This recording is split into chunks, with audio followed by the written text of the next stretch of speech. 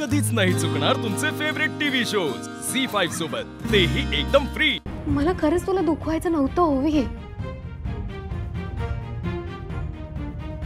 ओवी ऐक ना,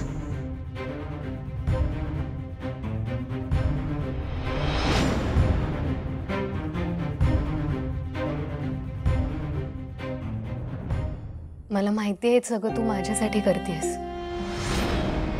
माझ्या स्वप्नांसाठी, जे आजपर्यंत कुणीच केलं नाही। पण शेवटी कुठेतरी घर, आपली माणसं हे सुद्धा महत्त्वाचं असतं की नाही, आपल्या स्वप्नांपेक्षा। आणि म्हणून मी बॅडमिंटन खेळायला नकार दिला। आणि मला माहिती आहे ओवी, तू मला चांगलं समजून घेऊ शकतेस ओवी, हो की नाही? हा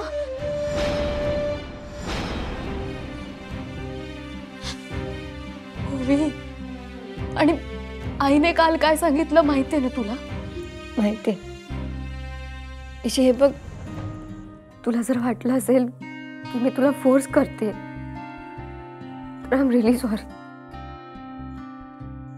पण कालपासून एवढंच डोक्यात चालू आहे की माझ्या मॉमचं जे पॅशन होतं ते, आणि म्हणून फक्त ओवी, ओवी, तू रडू नकोस ना, तू शांत हो। मी एक मिनिट, मी तुझ्या आवडीचं गाणं लावू का? हा हे बघ, म्हणजे ना तुला छान वाटेल। दादा, खरंच तुमचे विचार खूप प्रेरणादायी आहेत।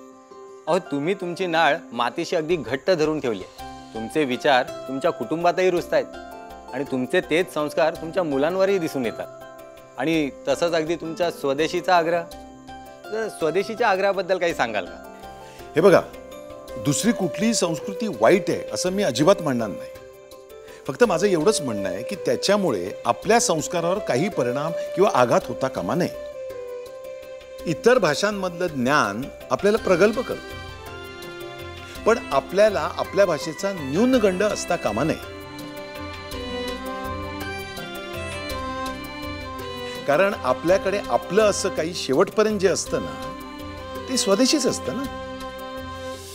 पण कधी कधी आपल्याला हे कळत नाही की ही परदेशी बीज आपल्या घरात कधी घुसली आहेत, आणि आपल्याला जाणवायला लागतं तोपर्यंत ही परदेशी बीज आपली मुळं खोलवर रुतवून बसलेली असतात। त्यामुळे खूप विचारपूर्वक आपल्याला आपल्या मुलांवर आपल्या मातीचे संस्कार हे केलेच पाहिजे।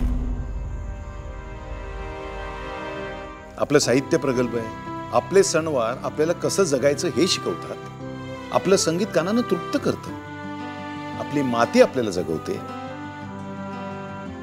मग परकीय संस्कारांचं, परंपरेचं आक्रमण कशाला ना?